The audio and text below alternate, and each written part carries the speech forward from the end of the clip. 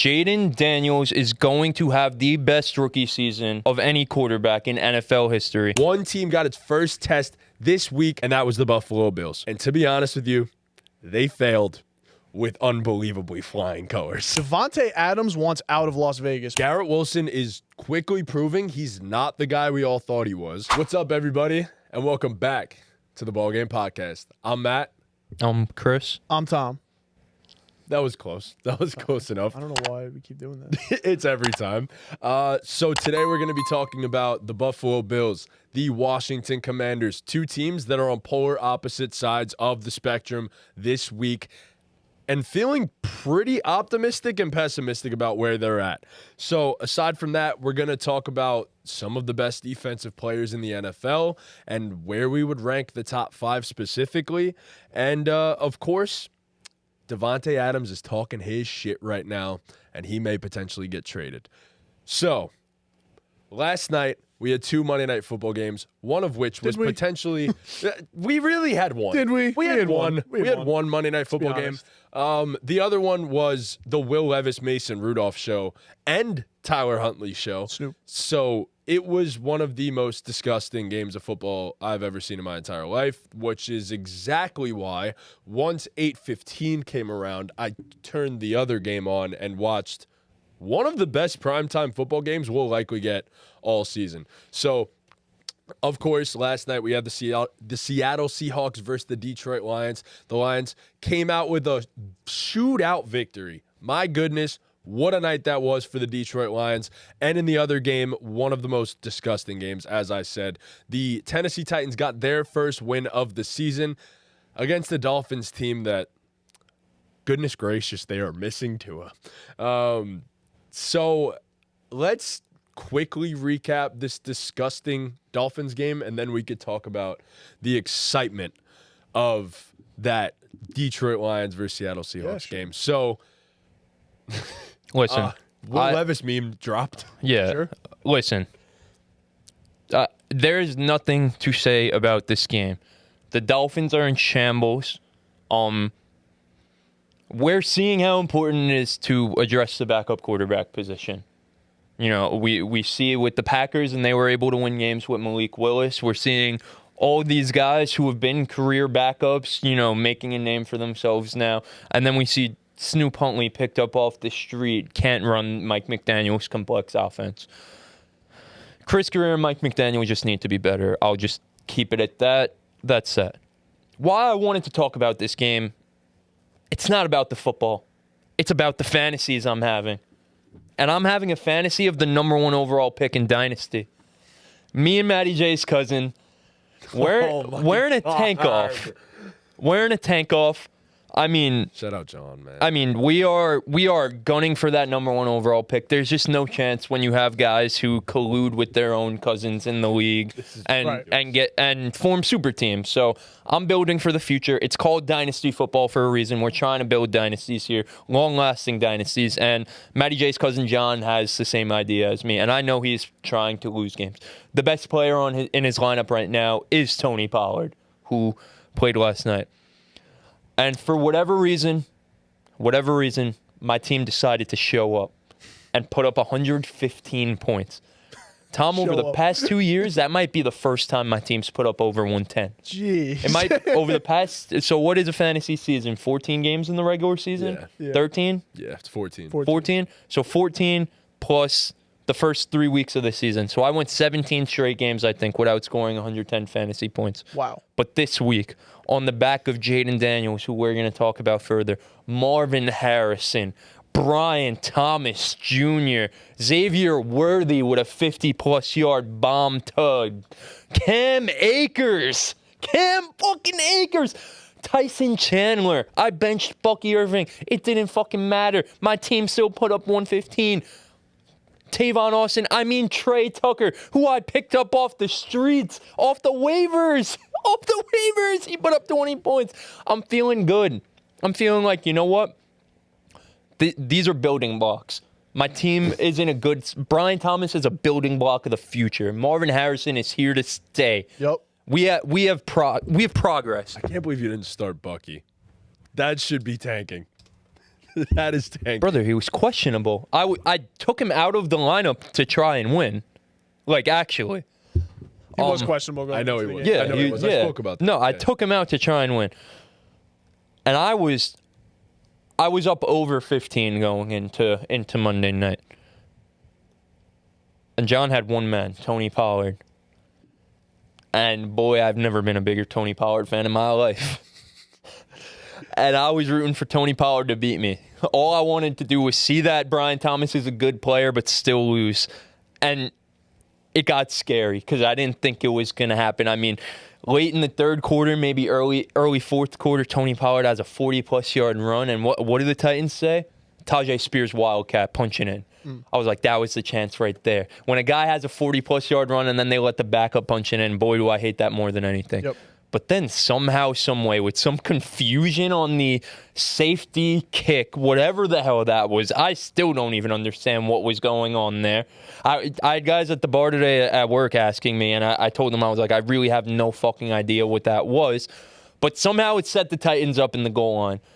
Not at the goal line, in the red zone. And all they had to do was kneel the ball out. They were up 12. Yeah, that was insane. They did not have to run plays, and they ran the ball on first down.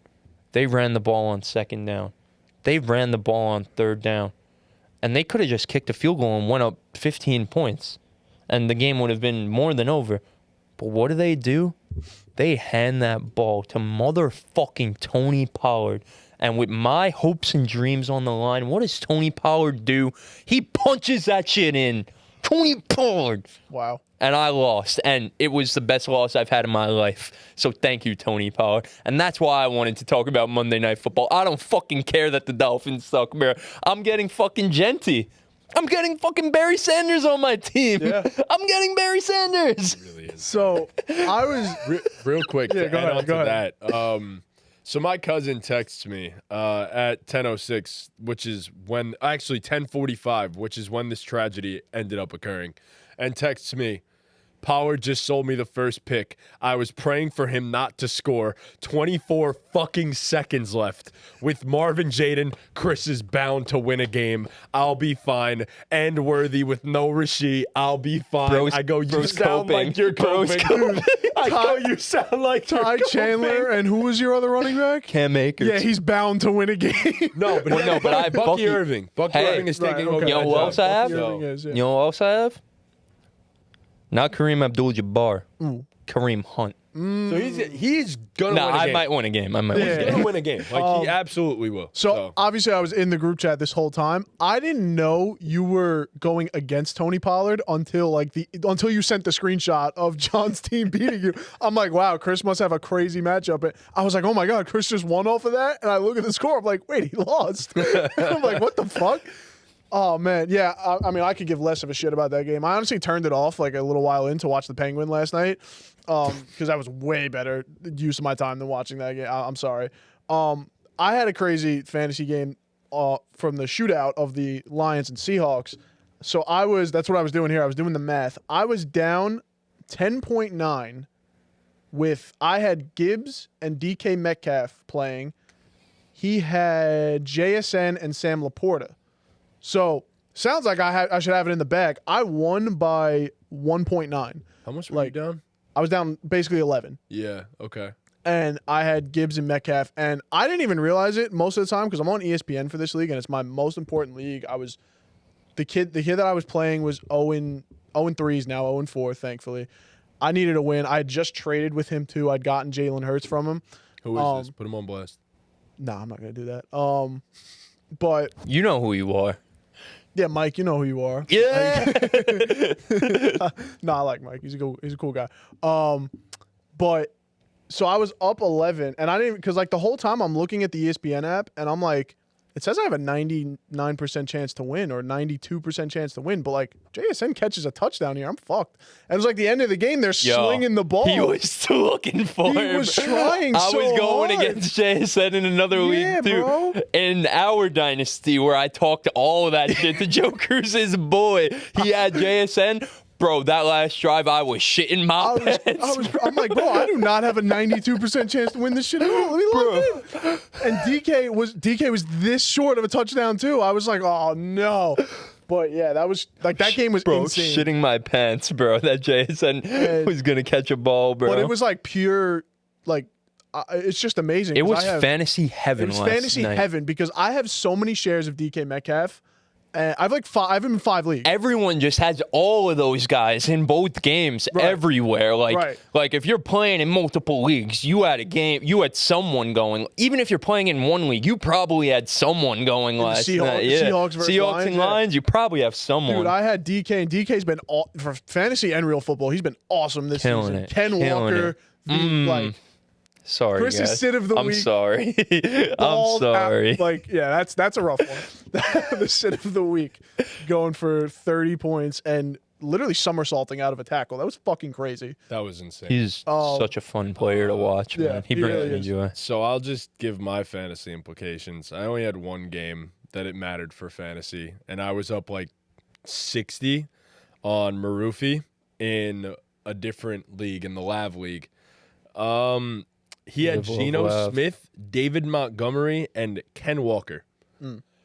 I lost by 15, and I had Rashee Rice and Kyle Pitts both give me zeros. So that was You lost by 15, you said? yeah. In the league that I had, Rashee Rice and Kyle Pitts both give me zeros. I lost by 100. In the I was league, 3-0. In the league that I Got had, better. in the league that I had Rashee Rice and Kyle Pitts, I beat Kevin by like 27 because his team is fucking awful. in Lucha's league, his team is awful. But yeah, so the highs and lows of fantasy football, because you'll get on here next week possibly, and we'll be screaming like, "Why do we do this shit? Like, I'm cutting down my leagues next No, year. that's This how is I feel. ridiculous." Like, yeah, I lost in Dynasty to Trim, and the whole group chat was celebrating. Trim. Bro. you really did God's work. Huh? Trim. And I had Rashee in that league too. Yeah. It is generational levels of hating when you have a group chat quite literally cheering after Trim beat me. And the whole group chat is just like, let's go, fuck Matty J, L's in the Clem chat. said, I love Matty J. I hate fantasy Matty J. That's probably the perfect way to put it. Yeah. So, that shit was lit, bro. I was not having fun this week. It Yeah, was so not a fun Monday night, football week. we got 2 games for whatever reason. Crazy how they were both on literal polar opposites of the spectrum in terms of everything. Like it just in terms of enjoyment, in terms of like storylines and implications, just everything. But we've got a really interesting developing storyline in the NFL. Davante Adams wants out of Las Vegas, man. He wants out from under Gardner Minshew. He said, "You know what? I dealt with Gardner Minshew. I dealt with Jimmy Garoppolo. I dealt with Aiden O'Connell. I can't do this shit anymore, man. I used to have Aaron Rodgers." You know what it does to a man to go from Aaron Rodgers to Jimmy Garoppolo and Aiden O'Connell? Not I good don't. things. It makes him demand out. I think we're seeing what's going on. So it makes him demand out. And there's been quite a few teams thrown in the mix. I think one is kind of staring everyone in the face. But where do you guys see Davante going? Do you see it happening soon, like this week, next week? Like what's the scoop here? I mean, I don't think he lasts more than a week or two there. I mean, it's been a thing that he didn't want to play there. I think we all knew this without him outright saying it. This man was throwing temper tantrums like while mic'd up and on camera for like documentaries. He's slamming his helmet. Yeah, so you mentioned it. There's one team staring us all in the face, and I wonder why. There was a name that you just mentioned going from a certain guy to Gardner Minshew, and he could go right on back to that certain guy in New York, in the state that we reside, with the New York Jets. Well, technically, he'd be playing in Jersey. Right. But, yeah, the New York Jets, I mean, it's the most obvious of all the landing spots. There are definitely other potential spots. A lot of teams are wide receiver needy right now. But look, if we're being honest, there's one answer and one answer only. You get Davante Adams there, and it's like almost nothing new to him. He's already been in the Hackett system, which is basically the Aaron Rodgers system. Yep. And he understands it. They had a mind meld unlike any other that we've ever seen potentially in NFL history, just between a quarterback and a receiver in terms of, I know exactly what Davante's going to do on this play, and Davante knows exactly what Aaron wants him to do on this play. So I think it was the perfect storm this week where you had The Jets absolutely look horrific and lose to the Denver Broncos. And Garrett Wilson is quickly proving he's not the guy we all thought he was.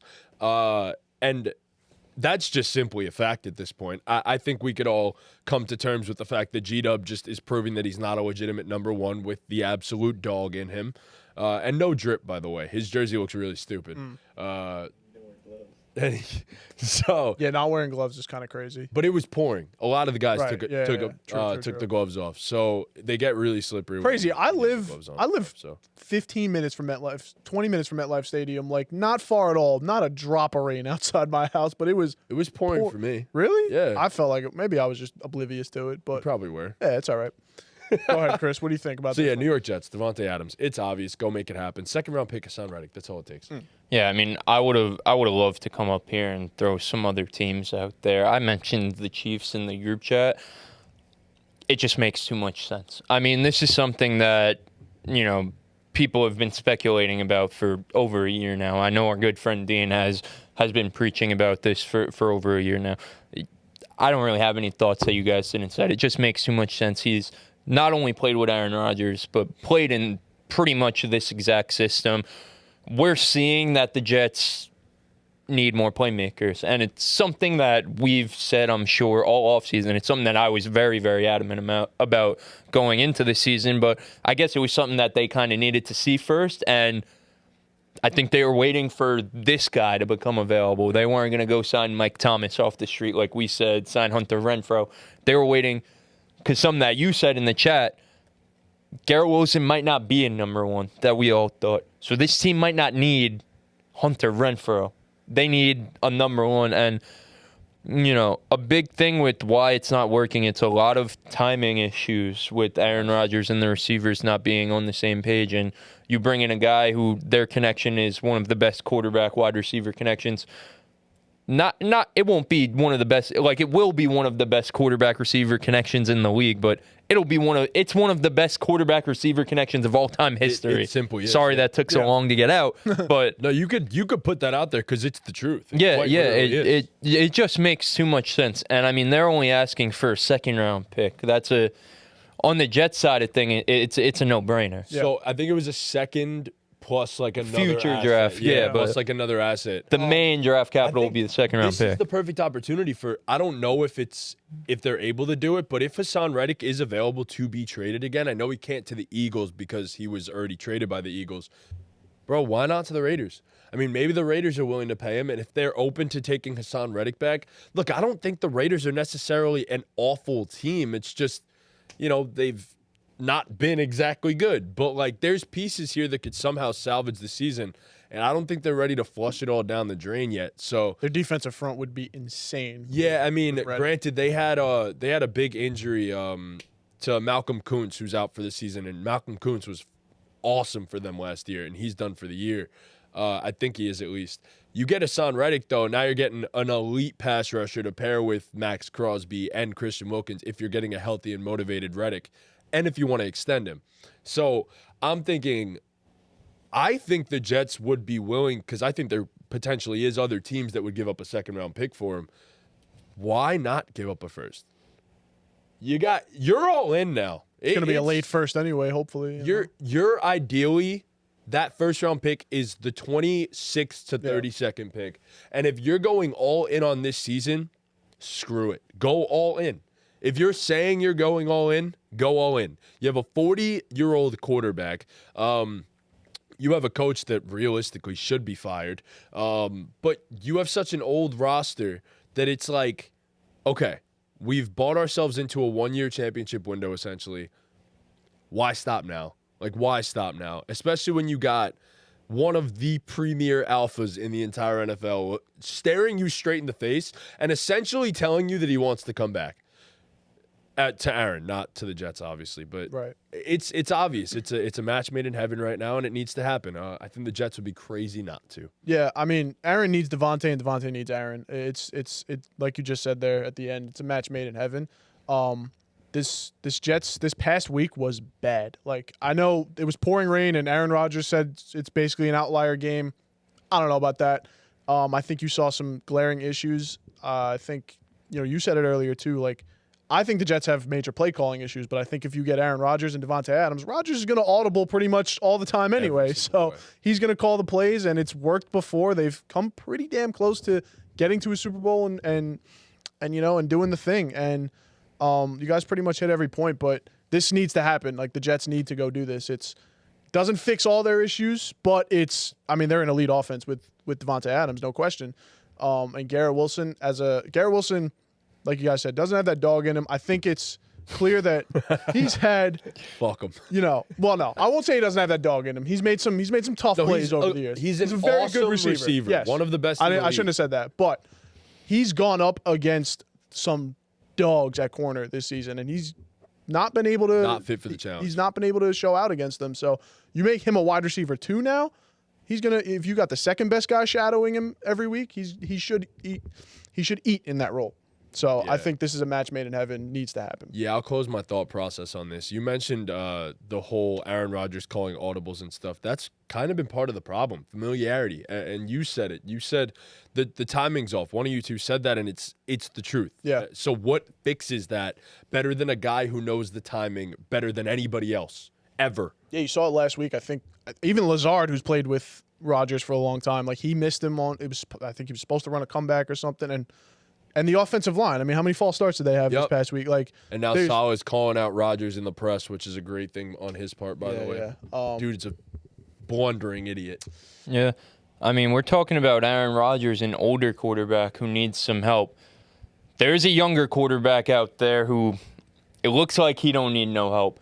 Jayden Daniels is going to have the best rookie season of any quarterback in NFL history. Yes, I said it, better than C.J. Stroud, and he is going to lead the Washington Commanders to an NFC East championship. The Commanders at 3-1 right now look dominant, and you may look at them and say, oh, it's just the same old Commanders, they're fluky wins, blah, blah, blah, blah, blah.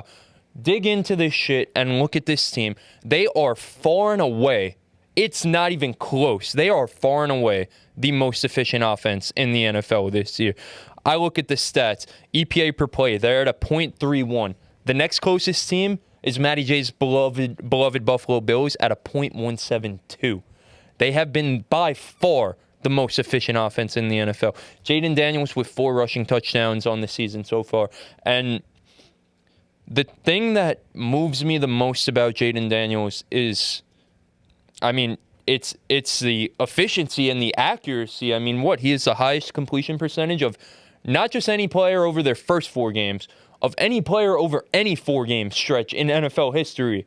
Tom Brady, Drew Brees, Peyton Manning, all those guys. Jayden Daniels has been the most accurate of any quarterback through 4 games. And it's a Jayden Daniels thing. He's changing the culture of this team. He's building it brick by brick. But you look at these other guys on that offensive line, they are showing up and they are showing out. The Washington Commanders are the 4th-ranked team on PFF in terms of pass blocking. And in terms of run blocking, they're a little bit down there. But when you have an athlete like Jayden Daniels, the run blocking doesn't matter as much because he's gonna elevate your run game by himself. Having that threat on the read options, we're seeing it with Brian Robinson. He's fucking eating. Yeah. And this team overall, Cliff Kingsbury.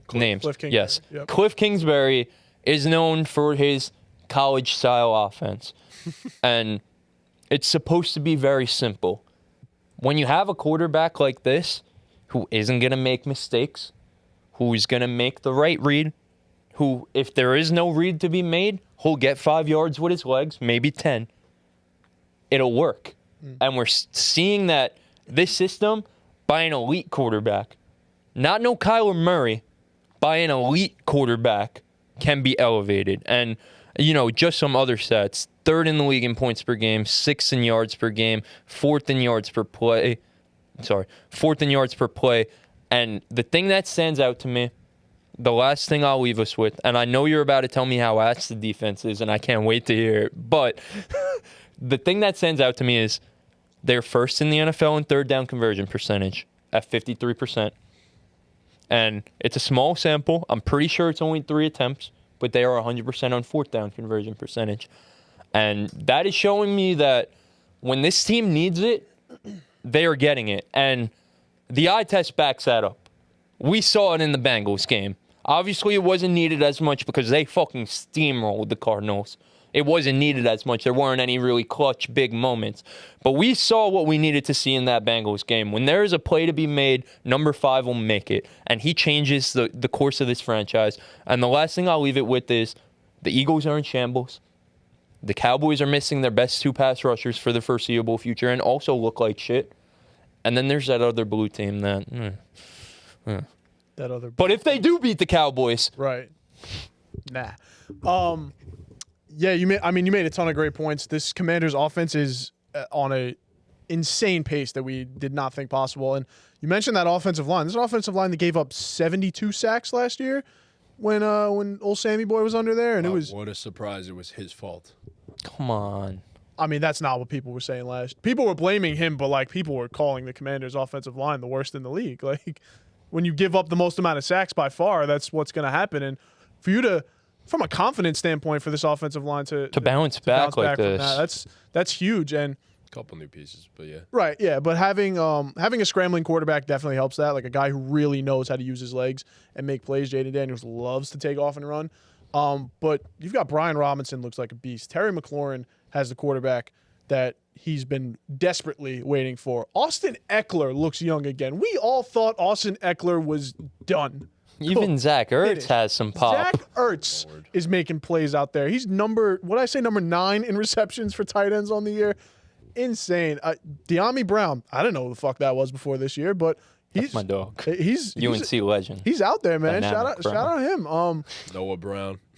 Noah Brown, yeah. Who knew? Zacchaeus, what the fuck? But yeah, you mentioned Jayden Daniels. What, he's at 86% completion percentage. That's not normal. And you said that you mentioned that stat too. It was across any 4 games with Brady, Breeze, and Peyton Manning. Anytime you're on a list with those guys, you're doing everything right. Not just something right, you're doing everything right. So the offense is on a historic pace. The defense, Matt, I'm sure you got all the numbers there. I'm gonna let you handle that. Oh no, okay, you didn't. All right, well, but their defense, a little bit to be desired on that side of the ball. So the NFC East, if there was a time for them to jump up and take the lead, though, I agree it is this time. Like you said, the Cowboys are in shambles. The Eagles are in shambles. I'm thinking that with them getting their basically best offensive players back besides Saquon in Lane Johnson, Smitty, and Brown, thinking they'll hopefully return to some form of themselves. But last year they sucked with all those guys too towards down the stretch of the season. So why not the commies, man? Why not us? Yeah, before you go, Matt, I just want to say, like, that was a really good point about why the hell not, because I saw someone tweet out pretty much the same thing. If there was ever a year for those, lesser 2 teams in the NFC East to close the gap a little bit, this was the year, and the Commanders stood the assignment while the team in blue did not. And that's that. Wow. Fuck the team Kid in just blue. needs to take his shots on the Giants like the Commanders have played anyone of success to this point. Ooh. But, the Giants, granted, lost to the Commanders, but what the fuck are we at this point either? Without scoring a touchdown. Yeah, we didn't have a kicker, but it's okay. So I actually love Jayden Daniels. Massive Jayden Daniels fan. It sucks that we're going to have to deal with him for the next 15 to 20 years. And I do think this Commanders offense is really good. Don't get me wrong. One of the most efficient offenses of all time through the first 4 games of the season, if not the most efficient offense of all time. Through the first 4 seasons, we had Jayden Daniels having arguably the greatest rookie performance on primetime television of all time as well. So, look, I got nothing against this Commanders offense. They're great. They're awesome. But they also haven't played any legitimate tests on defense throughout the entirety of the schedule to this point. So the last 2 weeks, obviously, we want to talk about how great they've been. They played a horrific Bengals defense, and they played a horrific Cardinals defense. But the next 2 weeks, we get a test. We get to see the Browns, and we get to see the Ravens against the Commanders. That's legit. If they could show something through those 2 games, I'll completely change my entire outlook on what this team can be. But there's another side to the football. There simply is. And they are by far the worst on that side of the football. And that matters. Do I think they can win 8 games? Sure. Do I think this is sustainable? No, because the rest of their schedule does not let up. They don't get to see the Cowboys till after the fact that Micah Parsons and DeMarcus Lawrence are likely going to be back. The Cowboys don't want to see Jayden Daniels. Oh, that my defense? God. I mean, the defense was ass even with those guys. In shambles. Defense was ass even with those guys. They don't want to see Jayden Daniels. Oh, my God. And then you talk about the future of this. Like, it is a lot of great defense that they're going to have to play. It's some good offenses that they're going to have to play here. The Ravens will probably make the Commanders their personal bitch and punching bag. But I don't see a future where the Commanders win this division. The Eagles are dealing with a couple injuries right now, but we're expecting Smitty and A.J. Brown to be back. They're going to be a better football team than the Washington Commanders. They're only a game back. That's it. It's not like the Commanders have built some sort of hefty lead in this division. I genuinely do not think they're all that good of a football team. I think they have a great offense, a horrific defense, and that's going to equate to just about an average team that's going to be super fun to watch. And I have nothing against the fact that I will love watching Commanders football this year. I will. I'm a Giant fan. I'll love watching Commanders football this year. But you can't hide that they're last in EPA per play on defense. They're last in success rate on defense. They're last in dropback EPA and last in dropback success rate on defense. Their run defense is a little bit better, but it's still towards the bottom of the league. They're not good. They're not a good football team. They're having a great run right now. I mean, they're clearly a good football team. They're 3-1. Like, we could acknowledge that maybe they're not going to win the division, but they're a good football team. They're playing like a good football team right now. Yeah. They're beating a team. They beat the Bengals, who we thought were going to fucking win their division, the toughest division in football. I did not think they were going to. I thought they were going to make the playoffs, but I didn't think they were. They beat the Bengals, who we thought were going to be good. But here's the thing. We're talking about a team that we thought was going to be good and then showed that they weren't good. Like, have shown that they are not good.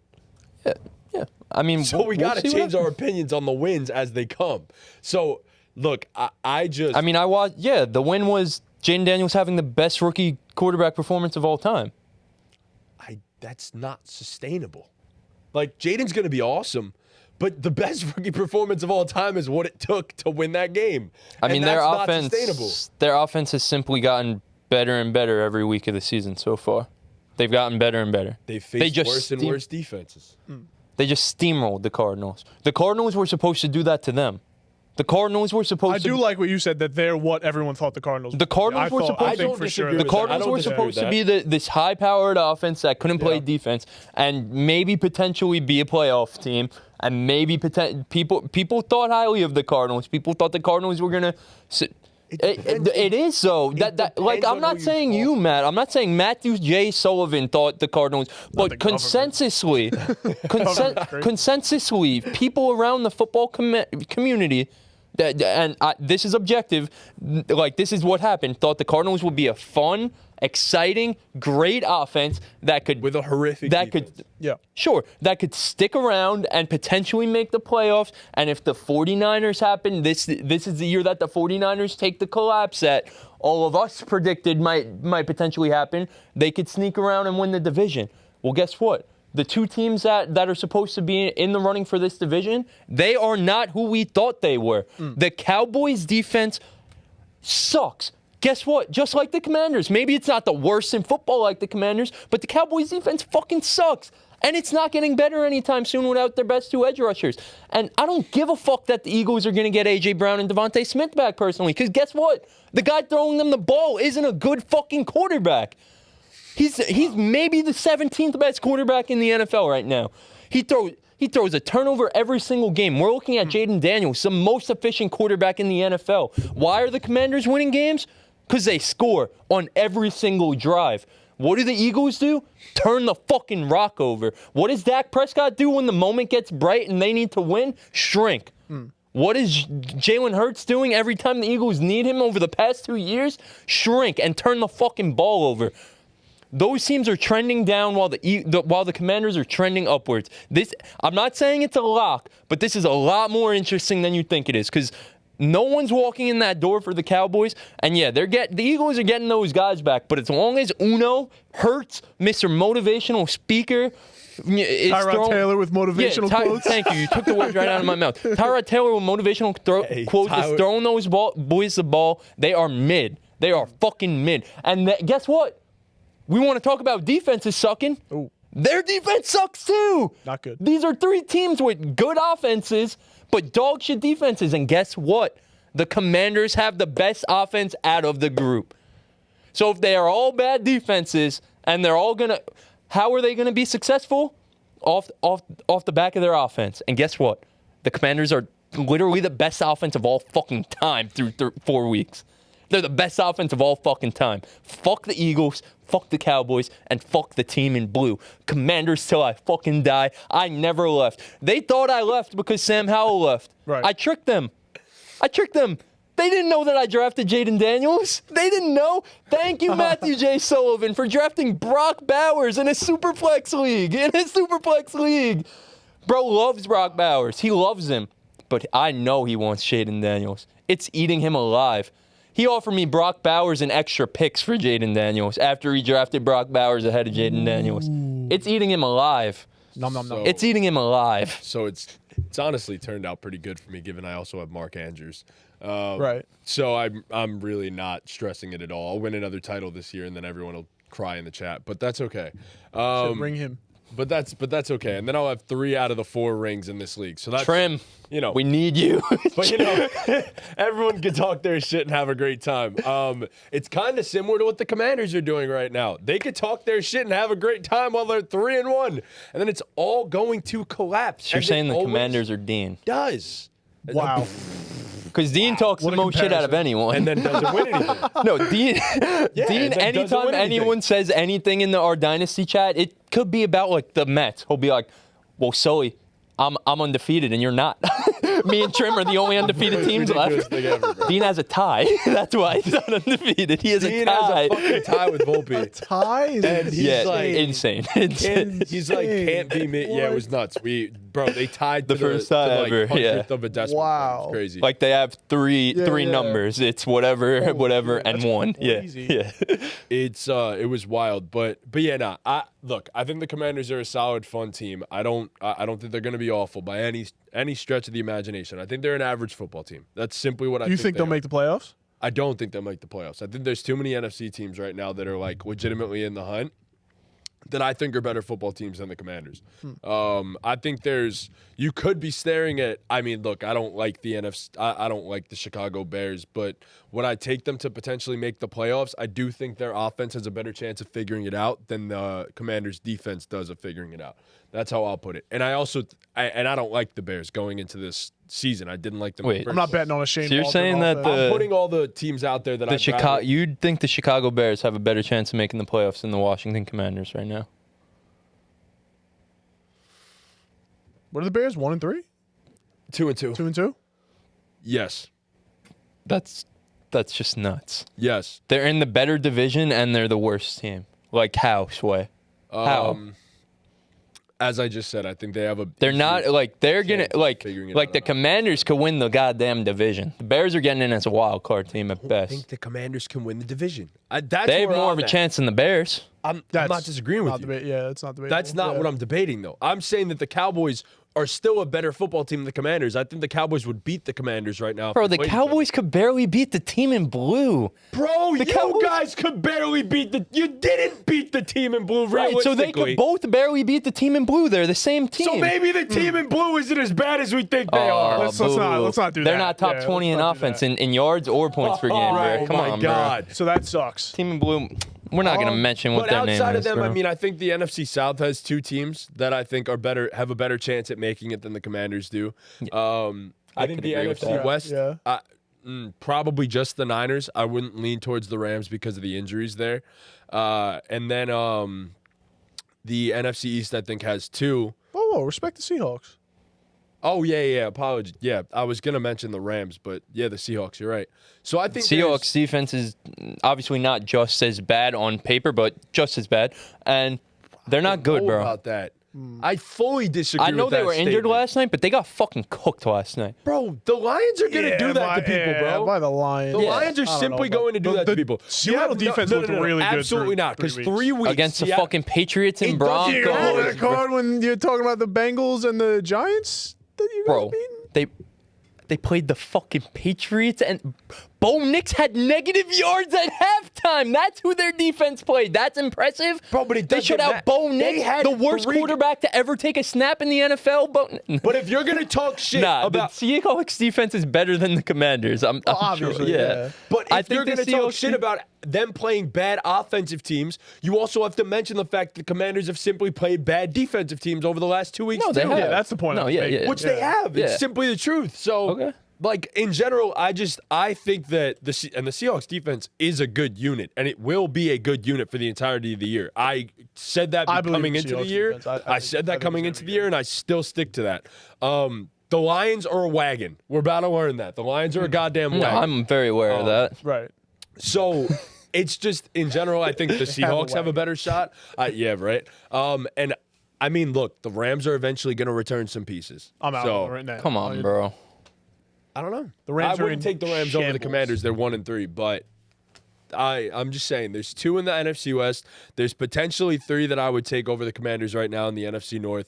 There's another 2 in the NFC East that I would take over the Commanders, and then there's 2 in the NFC South. So can they make the playoffs? Yeah, I'm not saying they can't make the playoffs, but I don't think they will. I don't think they're better than the Cowboys. I don't think they're better than the Eagles. I don't think they'll finish first or second in that division for that matter. So I still take both of those teams over the Commanders. That's where I stand. So, look, while the Commanders are on the upswing, one team got its first test this season. One team got its first test this week, and that was the Buffalo Bills. And to be honest with you, they failed with unbelievably flying colors. Because the Baltimore Ravens flew all over them with their run game. And goodness gracious, 35-10. It looks just as bad as the box Those were score my does. wings flying like a raven. Soaring.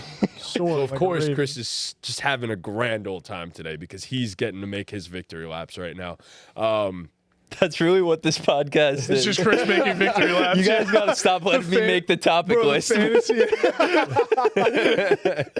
So I mean, last week I got to have some victory laps, so it's okay. It's all right. You get your chance just like I got my Yeah. chance, so it's okay. The Buffalo Bills they looked bad in this game. I'm going to ask for the both of your opinions, and Chris, I'm going to want you to go first because I'm going to want to hear you sound off. But I don't think the sky is falling for the Buffalo Bills. I think they're fine. I think they're still going to be a great. He choked up as he said that. Yeah. You don't believe that shit? You nervous. don't believe that shit? Bless you. Bless you. Bless you. God bless, Nick. I think the Bills are fine. It's just they may not be as great as I think As they fine? could. Look, So the Buffalo Bills had a great first 3 weeks of the season. We could acknowledge that. They beat the Dolphins. Congrats. Yep. I don't know who else they Josh beat. didn't play The bad. Patriots and the Cardinals. Yeah. Congrats. No, But was it the Patriots? I don't know. It was the Cardinals. They played the Dolphins. Cardinals. They played the Dolphins with Tua, and they beat the brakes off the Jags, Jags. the Jaguars. 0-4 Jaguars. Yeah, Yep. yeah. So, who just beat themselves. yeah. Congrats to the Bills on starting 3-0. Congrats to them on playing dog shit competition and Yeah. looking like they were going to pretty much cakewalk to the Super Bowl, honestly, through the first 3 weeks. And making everyone forget that this team had flaws. Yep. They had flaws going into this year. And I stood on business. I wasn't ready to crown them yet like someone else who said they were better than the Chiefs. The undefeated Chiefs. The undefeated Chiefs. Ridiculous. No rice, no problem. But but No rice, big problem, but okay. but look, I mean, it's as simple as that. This is I agree with you, Matt. Like, I'm not going to get here and say the Bills are cooked. I would love to. I really would. And after what I just went on about the Commanders, I would love to get up here and say the Bills are cooked, man. Honestly, I don't want anything more than to get up here the day that they are officially cooked and say that they are cooked. But it's a bad look that all the flaws and questions that people could have potentially had about you in your first real test, they're pretty much all on display. And that's what I mean, the playmakers were just not getting the job done. was the problem. And that's pretty much it. I mean, the defense They gave up what, a fucking 80-yard run to Derrick Henry on the first drive of the game, like First play play of, of the game. of offense on offense. Yeah, was like the, defensive for the snap of Ravens. the yeah, like Bills. you know, that's just sometimes shit's not gonna go your way. Like Sometimes you go up against Derrick yeah, Henry. Yeah, like you know, and the Ravens just took advantage of the Bills, and the safeties looked like a problem. I see Bills fans on Twitter calling for Damar Hamlin to get the hell out of there. And who's the rookie they drafted? Bishop, Cole Bishop. They're Taylor calling. Rapp got hurt, right? Yeah, Rapp did get hurt, they're yeah. calling for Cole Bishop, but I mean, Cole Bishop coming out. yeah, a lot of people are high on him. He's going to be a difference maker for them. But I mean, it's just simple. They were just missing Stephon Diggs in this one. Like that's really all it came down to. The receivers weren't winning. Keon Coleman was. I think he still has potential, and He does not look good. Yeah, I think he still has potential. He has a role in this league, but if you can't separate at all, you're not going to have a role in this league. That was a lot of the concerns coming out. And and it was just on full display. And you know, shout out to Harbaugh and the Ravens for pretty much designing a game plan to wreck and to emphasize the Bills' weaknesses. But when you go up against elite defenses, as much as Josh Allen is great against the elite of the elite, he can't beat you on his own. Sure, he could beat the Dolphins on his own. Yep. He could beat the Cardinals on his own. So can Jayden. He could beat the Jaguars on his own. Anyone can. Right. But he didn't have to do it. That was the thing. That was why Right. they were so good. right. Because he didn't have to do I mean, in the Cardinals, he did. Cardinals, he beat them. Cardinals Oh, yeah, game, the he Car- did. the Cardinals, he beat them. he Yeah. beat the Cardinals. Like, by he could beat himself, these yeah. teams on his own. Right. But against the elite of the elite, he's going to need help. And as much as the run game's improved, as cool as Khalil Shakir is, and boy, is he cool. He's a cool dude. He's cool. That's it. Cool. They look like they might need help. And, I mean, these AFC contenders, you know, we were in a time in the AFC where it was all about the quarterback play, dating back to 3 years ago, 2 years ago. And it still is about the quarterback play in the AFC, don't get me wrong. But these defenses have improved greatly over the past few years. And you look at these teams, the Chiefs, the Ravens. Who else am I missing? The Steelers, if they are in the mix. Texans. AFC contenders, the defense has Texans. improved a ton, yeah. You know, all of these teams that we look at in the AFC that could. Jets. The Jets, that's the one I was missing. Thank you. The Jets. All of these teams in the AFC that we look at in the same tier as the Bills, I'm not saying they're not in that tier of team, have elite defenses. And they will get pressure on Josh, and they will make it as hard on him as possible. And I'm sure in their game plan, the biggest thing, what's on the whiteboard is don't let anyone else beat you. If Josh wants to beat you on his own, like it's kind of like the NBA. Yep. You know, you got to give and take sometimes. If Josh wants to scramble outside the pocket and do all that foo-foo, whatever he's going to do, just don't let anyone burn you deep. And it happened one time. It did. It That happened was one a time. crazy play. Yeah, and that's only a play that Josh Allen can make. He's one of one. He's the only man who can make that play. And this is not a Josh Allen thing by any stretch of the imagination. Josh Allen has been probably the second best quarterback in football besides Jayden Daniels. Right. But you know, when the going gets, I mean, I look at the Chiefs and, you know, obviously they lost with L'Jarius Sneed, but we see what Spags is gonna do to teams, and Spags and Trent McDuffie, like that's a problem for the Bills. That's a problem for the Bills. And I know the Chiefs' offense and Patrick Mahomes hasn't been what it is, but the Bills don't want to see the Chiefs right now. They don't want to see that defense. They don't. And listen, Josh Allen could do the thing and maybe win a playoff game or two, but as things stand right now, with no true wide receiver one and really no true separator, no one to really rely on to get open when the going gets tough. I mean, like, obviously, you know, Travis Kelce's a little bit washed and isn't what he is, but when the going gets tough, we know Mahomes could rely on that dude. Yeah. C.J. Stroud and the Houston Texans, when the going gets tough, he has multiple options that he could rely on. Lord. But like CJ Stroud, when the going gets tough, can rely on Nico Collins. Aaron Rodgers, when the going gets tough, in theory, should be able to rely on Garrett Wilson come season end. Davante Adams. Definitely can rely on Davante Or Adams. we'll be able to rely on Davante Adams. All these AFC contenders, their quarterback has a guy. And we thought it could be Dalton Kincaid. We thought it could be Keon Coleman. We thought it could be Khalil Shakir. And we got a good mix of everyone through the first 3 seasons. But the going didn't get tough. And when the going gets tough, who is Josh Allen going to rely on? And that's the biggest question for the Bills. Yeah. I mean, I definitely agree. Their run defense got exposed a little bit, but I feel like everyone's getting exposed by Derrick Henry at this point. So Yeah, I think the lack of physicality on the defensive side of the ball for the Bills is a problem, though. they're missing Matt. They play a lot of corners too, and that's how they're able to eliminate everyone's wide receiver one from every game.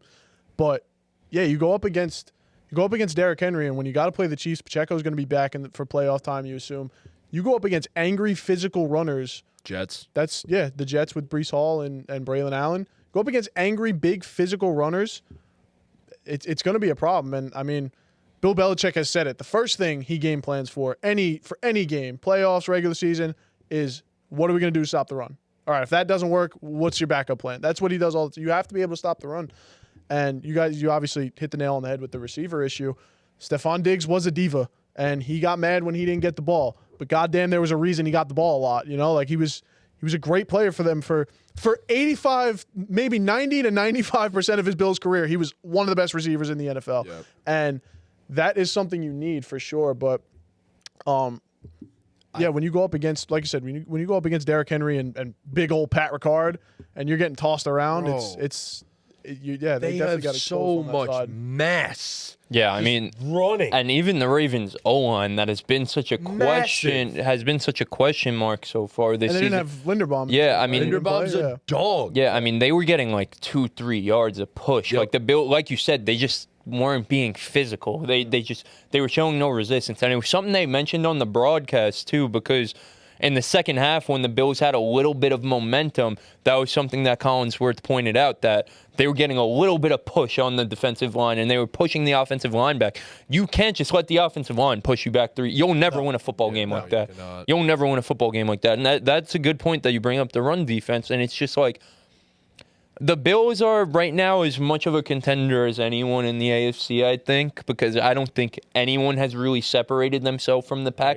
Obviously, I do think the Chiefs, just because of who they are separate from the pack. But based on what we've seen this season, no one has separated themselves from the pack. But the Bills' weaknesses kind of align perfectly with a lot of teams' other strengths, which down the stretch can be a big problem. And it's not like an I told you so moment, because there's a lot of football left to play, but this was going to happen. Like, they had flaws, and they were going to be exposed at some point. Like, every team's flaws are exposed. We're seeing, some of the, even though they're undefeated, some of the Chiefs' flaws have been exposed. We're seeing the Bengals' biggest flaw getting exposed, and they're a dog shit team. Like, that's football. Like, that's how you win games. That's how any coach going into a game, I'm a coach going into a game, I'm going to say, well, what is this team's flaw, and how will I, that's the first, that's how you coach, and that's how you win football games. And I just don't know if the Bills' flaws are fixable. Like, you look at the Chiefs, for example, their biggest flaw right now, crazy enough, is Pat Mahomes. Yeah. And that's fixable, because he's fucking Rick. You look at the Jets, probably their biggest flaw right now has been offensive execution. Right. Aaron Rodgers and the receivers aren't on the same page. And, if Tay Adams walks through that door, everything changes. But even if he doesn't, they will just improve over time. Like, there's just, room for improvement there. The Texans offense that hasn't been what we thought it would be, there's just hope that they could figure it out. Or the Bills, is Keon Coleman going to figure out how to separate? Or is he just slow and not really an NFL receiver? The one thing I want to bring up, the Bills don't lose like this. It was 43 straight games without losing by more than 6 in the regular season. In the regular season. Because the Bengals stomped them out in the playoffs. That's true. And Josh Allen has not scored a touchdown since week 9 of 2021. The Bills don't lose like this. So that's why this normally, everyone has a bad night. You said that at the time. Like, everyone has a bad night, sure, but the Bills never have this bad of a night. Yeah. So that's why it is a lot more concerning. It was very concerning, too, because, like, the receivers really were a big problem. Like, they were dropping big passes that Josh really couldn't have put in a better spot. The Coleman one down the sideline went right through his hands. Like, That's a touchdown. Right through his hands. You can't drop that. Like, that's a game-changing play. Yeah. Like, those are game-changing plays that you need, in some cases, honestly, a game-changing player. But, like, I will say one thing. I do think they're going to have to be active on the trade market, I think, with the receiver. And the thing is their needs kind of match what the market is dictating right now. Like, I'm not saying they're going for a Davante Adams, but we've already seen the Amari Cooper rumors everywhere. We've already seen that, well, the Broncos, if they continue to win, then you can forget about Courtland Sutton becoming available. But hell, I mean, shit, Courtland Sutton would really fucking help this team right about now. So I just think they're going to have an opportunity to potentially trade for somebody, and I think they definitely need to take it, and I think they're aware of that. I really do. I think Brandon Beane is very aware that they need a weapon that they could somewhat rely on. Because if you get one more guy, it doesn't have to be someone crazy, that makes life a hell of a lot easier for a Khalil Shakir and Dalton Kincaid, who we have already seen are fully capable of being solid, at least solid and respectable. So as for the run defense, don't go against the Ravens, I guess. Generally good advice, yeah. Yeah, just pray you don't play the Ravens. Don't let Derrick Henry into your building. Lock him out. He is an athletic marvel. At 31 now, 250 pounds. Running 21 miles an hour. Running 21.3 miles per hour. You literally, like, Pat Ricard was literally a defensive lineman turned fullback. Yeah. He is 280 pounds. Dude, and behind him 300. is a freight train. Is he 300? Yeah. Jesus Christ. Behind him is a freight train. I mean, you look at him, you watch Pat Ricard, and he is chipping blocks. He's throwing people. It's insane. It's not fair to have those. He's an extra offensive lineman that moves like a fucking actual fullback. Oh, and then guess what? You know the guy under center? Yeah, he's like the best rushing quarterback ever. So there's that to deal with. In case you didn't have to account for something else. Exactly, yeah. So, and then road graders on the offensive line that just love to toss people. And listen, Mark Andrews is a hell of a right tackle. Dude, he is putting people in the fucking dirt this year. That guy can, if he ain't catching passes, he's putting people in the damn dirt. He ain't doing shit for your fantasy teams, but he's blocking the shit out of people. He's moving insane. body, bro. No, he is. He really is. He's blocking. So, if Mark Andrews ain't catching passes, he is contributing to winning football. Yeah, absolutely. So, yeah. But, Bills can't beat good teams. That's all we've learned. Yeah. Give him another chance. Yeah, I mean, moving on from the Bills' offense, we're big fantasy football guys. We're always talking about the quarterbacks, the receivers, the running backs, and sometimes we fail to give those defensive players some love. So these are my top 5 defensive players in football through 4 weeks. At number 5, at number 4, these ones I'm kind of just going to gloss over. Number 5, I have Nick Bosa. At number 4, I have Myles Garrett. These are guys who are just dominant edge rushers in the NFL. I don't really have to say any stats about those guys. When in doubt, It just kind of is what it is. Myles is playing hurt and still one of the dominating. best pass rushers. Still dominating. He tossed Andrew Thomas around like he was nothing, bro. Yeah, it's not fair. Yeah, I mean, Myles Garrett, he's 3rd in the NFL in win percent on pressure sets, all that fun stuff. At number 3, I have TJ Watt. And TJ Watt, it's not even about the stats. Every time the Steelers defense needs a play, number 90 is in that backfield hitting the quarterback. Every time I see the Steelers on red zone, and I've gone back and watched a little bit, every single time TJ Watt is in the opponent's backfield. Every single time. Every single time they need a play. And you're going to see that that's kind of a trend throughout my top 3 is stats are cool and all. But this is about when the going gets tough. That's always the most important thing to me when I'm evaluating talent in any sport. When the going gets tough, who the fuck is going to show up? And when the going gets tough, Mr. Watt is always there to make a play, carrying this team to wins every single week, besides last week that they lost. At number 2, this might be a shock. It's Aiden Hutchinson. Listen, if you want to have him number 1, I can't argue it. Bro. I can't argue it. 40 total pressures on PFF. 17 more than the next closest 40 person. pressures? 40 40 pressures. 7 in 5 sacks, games. a 35.4 win percentage. 4 games, sorry. He has been absurd. And we saw it last night. I don't think he got a sack last night against the Seahawks, but boy, was his presence felt. And there is just not a single offensive lineman in this NFL that could block him one-on-one. The speed, the power, and That spin move. the finesse. He is unblockable. And he is making a name for himself as the best edge rusher in all of football. And the reason why I wanted to do this segment is because we're always talking about pressures and win percentage and sacks. But I want to just talk about dog. And the best defensive player in football so far has been Fred motherfucking Warner. It's just that simple. He is... You know, Aiden Hutchinson, sure, he's been the best edge rusher. But shit, there's so many great edge rushers. There's TJ Watt, there's Myles Garrett, there's Micah Parsons, there's Max Crosby. There's all these dudes. And sure, Aiden Hutchinson has been the best. But there is not a single player in the game of football that provides the value that Fred Warner provides.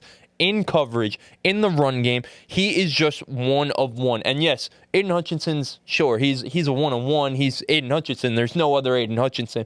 But there are so many great edge rushers in football. There is not a single linebacker that is even in the same sentence as Fred Warner that you could even have the conversation with. It is not even close. He's a 95.9 PFF grade, which that's not the end-all, be-all. Aiden Hutchinson's number 2 with a 93.8. But the man has a sack on the season. Obviously, it's not 7 sacks like Aiden Hutchinson, but you got to remember, he's not rushing the quarterback every single time. The man has 3 forced fumbles and 2 interceptions. One of them he took back to the crib. And again, That was a crazy return. it's not about the stats. Watch the fucking games. This man is sideline to sideline like no one else. The instincts are unreal. The athletic ability to play these balls and make these interceptions and just the wit and the smart and the cleverness to know when to punch the ball out and force fumbles. He is a turnover machine. And, you know, obviously, quarterbacks got to watch out for these elite edge rushers. Obviously, you don't want to get sacked. But, boy, when 54 is on that field, you have to know where he is at all times. Quarterbacks have a 17.6 NFL passer rating when targeting Fred Warner. You do not want to throw that ball at him.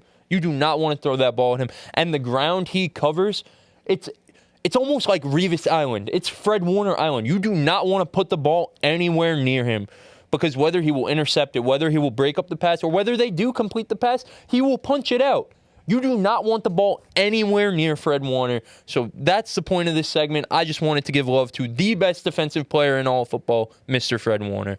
Yeah, I mean, I have no problem with the list. When you put TJ at 3, I was like, TJ's got to be at least 2. But yeah, Hutch has been on a different level this season, man. But yeah, Fred Warner love is always welcome here as far as I'm concerned. I mean, the one forced fumble he punched out was the cleanest punch I've ever seen anyone do to a football. That was like in week 1, I'm pretty sure. I think so. And you said it about these guys and how you evaluate them. It's just anytime you need a play, you need a pass broken up, Fred Warner's got you. You need an interception, Fred Warner's got you. I don't know. I was trying to find it. He has like a crazy amount of games in a row, I think, with a turnover forced. I forget the number. I'm pretty sure it's 10. It's above 10. I didn't want to say anything crazy, but I think it's around 10. Which is unreal for one defensive for an entire team defense to force a turnover in 10 straight games. Now you tell me one guy, but he's just all over the field. I mean, he's in the backfield tackling the running back for a loss. He's breaking up passes. He's forcing fumbles.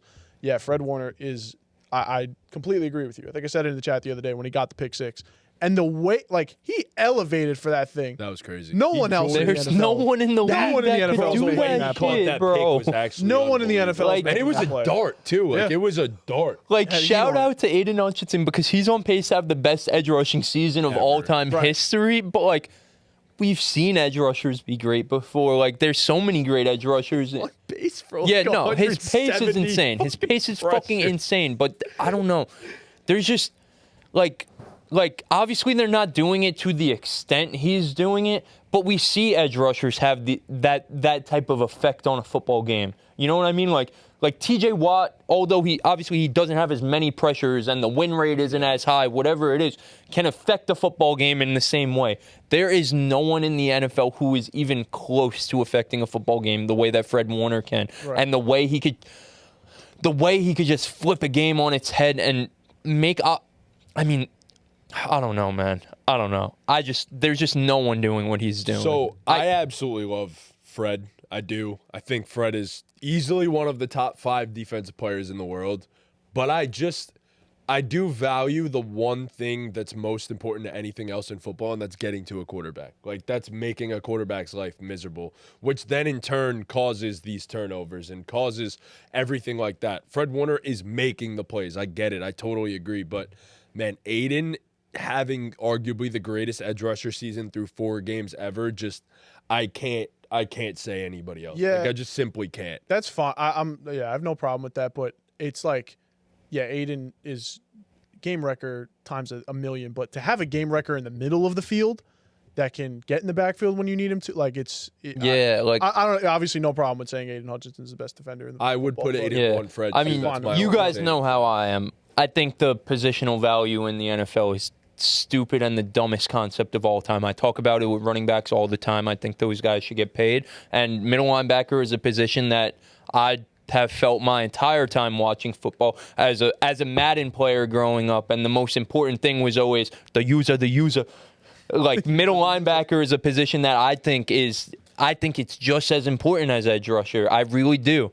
I don't care about that positional value bullshit. I think it's horseshit. And when you have a guy that's doing it at this level, at this fucking level, I just think you can't put a value on that. It's just it's unheard of. So I totally agree, but the whole positional value thing doesn't, like, Fred Warner breaks that mold. That's where it needs to be said though. Like Fred Warner breaks that mold because it's like, you draft edge rushers so early because there's so few that are great at doing that special skill. There is maybe 2 in the NFL at that position, middle linebacker, that can do that skill, which is exactly why you don't, like, draft them necessarily that high, because it's like you're not likely to end up with one of those guys. Fred has turned into having one of the greatest defensive stretches of any linebacker. I was going to say, this is Luke Kuechly. This is Luke Kuechly, yes. Like, it really is. His career to this point is really Luke Kuechly-esque. Yeah. And he may go down as one of the greatest defensive players to never win a Defensive Player of the Year if he doesn't get it this year. Luke got a few, I think. Luke got more than one. Nah, he only got one. I think he only got one. Did he? Okay. Yeah. But regardless, I think Fred is unbelievable. I'd still be number 2 because of the historic nature. I mean, if you look at odds right now, he's probably the favorite. Fred, he's like not even in the top 10. What? Really? I thought he was going to be Aiden and him, to be honest. I thought it would be them 2 by far. That's insane, though. One deep point? Yeah, he was a first-team All-Pro his rookie year, too, I'm pretty sure. I could see, like, in betting, in terms of betting, I could see Watt being there, but like not higher than him. Yeah, not higher. No way. Like, there's no way. And real quick before you give the odds, I do want to give 2 guys a massive honorary mention. Former Giant, bro. Xavier McKinney is having a year, bro. Yeah. Man, I miss X so much. He was the leader of this team. He was the leader. Did he get another interception this week? Yep. Yes, he did. Oh, did they? Oh. So he didn't get an Regardless, that man's been wrecking games from the safety spot about as well as anyone can at this point. Hold on. Did he or did he not get an interception? I swear to God, I thought he got a pick this week. I need to know now. I thought he got another one. I must know. Oh, wait. Did Darnold throw a pick? I know he had a fumble. I know he had a fumble. And I don't know. I know he had a couple throws that should have and could have been picked, but I don't know if he necessarily got picked. But he did. He did have a pick. Who was it to? McKinney. McKinney had a pick. Oh, sick. Yeah. There it is. He's got 4 games, 4 and 4 picks. Yep. 4 games, 4 picks for Xavier McKinney. X is unbelievable. X is on another level this year at the safety spot. And the other guy, if you go on PFF, his PFF grade ain't going to reflect it. But this motherfucker's putting the number 1 receivers in prison every single week, and it's Pat Surtain. Shout out to that boy. That man is on another level. I don't care what grades say. I don't care what none of that shit says. He goes up against and shadows the best receiver on the other team almost every single week, and they're miserable. They're having horrific nights, and they can't get a catch on the guy. So, Pat Surtain. So I don't have. You know who I want to shout out that's not like best defender in football or anything, but is having a hell of a season? Kyle Van Noy had 6 sacks in the past 3 games. He's cooked. Like, Shout he out was Van good Noy. for them last year, but he's been insane for them. The this year. Ravens always figure out edge rusher, too. And I think he was off the couch, too. Like, he wasn't. He was with the Ravens last year, too. Yeah, I'm saying before that. Off the couch I think with he was, the Ravens yeah. last year, yep. Right. And he's been awesome the last 2 years. Yeah. So I have the top 8. I don't have the top 10, but the top 8 in order odds? is, yes, betting odds. This- As of this article came out September 30th, so 2 days ago, right? It's Yesterday, October. Yesterday. Okay. Yesterday at 5 o'clock in the morning. Number 1, TJ Watt. Number 2, Aiden Hutchinson. Number 3, Myles Garrett. Number 4, Micah. 5, Max Crosby. 6, Bosa. 7, Will Anderson. And 8, Chris Jones. No Fred Warner. Wow. How Inside. Warner isn't over at least the last 4 or 5 is insane to me. I don't understand that. But, yeah, outside of the Warner one, I'd put him at 2, but Fred Warner deserves all the love in the world, man. Like, he's keeping a banged up San Fran defense, especially, afloat, waiting on Dre Greenlaw to get back there too. So That was another thing, like with Fred, was last year in the Super Bowl, like the Chiefs pulled away because Greenlaw got hurt, and they didn't go near Warner. They went to I forget who it was, but whoever replaced Greenlaw, they attacked him. Oren Banks was Yeah. that guy's name, I Yeah, think. they Some attacked him coming out of fucking the gate. stupid ass name. So- Fuck that guy. But yeah, like that's just the impact Fred Warner has on a defense. Yeah, he's man. I'm always like I said, I'm always gonna shout out the middle linebackers, man, because I just Unsung heroes. as important as edge rusher is, like I just think if you don't have a middle line, like obviously it doesn't need to be a Fred Warner's level because no one is on Fred Warner's level. But if you don't have a good middle linebacker, there's no chance you are going to have a Yeah. good defense. It's as simple Yeah. as that. That is like, I don't know. To me, it's the most important position on defense. I know how important edge rusher is, but I just like that's the captain. That's the middle of the fucking field, bro. Yeah, yeah. If that's not going to be covered, like those are easy first downs. Where the middle linebacker is normally playing defense is chain moving. Like you got to be able to have a guy who could call the defense out, who could read the protections and tell everyone that and change things around. play call, but yeah. then also fucking make the plays. Like Yes. you also have to make the plays. Like, yeah, edge rusher is super important. You want to get pressure on the quarterback, all that shit, blah, blah, blah. But those guys don't have the responsibility like for not just for themselves, but of the entire defense that a middle linebacker has. And like if let's say Aiden Hutchinson has a bad pass rushing snap, the Lions could still get a sack. It's right, like they could get a sack on the other side, right? If Fred Warner has a bad coverage stat, it's probably a snap. It's probably a first down. If he fucks up, that's right in the middle of the field. If he fucks up, that's a chain mover. So I don't know. I know I'm wrong. I know I'm in the minority on this. Like I know I'm the only one who feels this way. But I just think if you don't have a good, like I know if you don't have a good edge rusher, you're not gonna have a good defense either. Yeah, but I just can't. same way if you don't have a good corner, you're not gonna have a good defense. Right. Like they're all important. I don't know. I just think.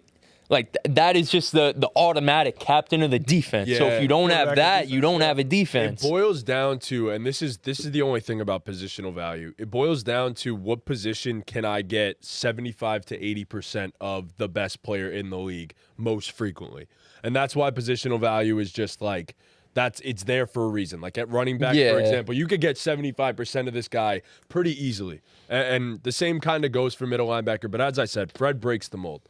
So it's just he's the one of one. So he's the That's my anomaly. Yeah, Dogs, you bro. ain't getting 80% of Fred Warner. No, exactly. No, Like you're just no. not. He's a 1-on-1, bro. Yeah. He's a 1-of-1. So So shout out to him. Yep, yeah, Did we want to do the fantasy? I think we could. don't matter to me. Save It's that. late. Yeah, Alright. we could save that for next Sounds week good. or something. How long have we been recording, Mr. Nick? Hour and a half. Oh, not bad. What time is it right now? 10:30. 1:15 is not a bad pod. I think yeah, I'm good. Yeah. All right. Thank you guys so much for watching. Please be sure to leave a like, subscribe, hit that notification bell, follow us on all of our socials. Nick, I hope I'm talking to the right camera right now, because if not, that'd be really tragic.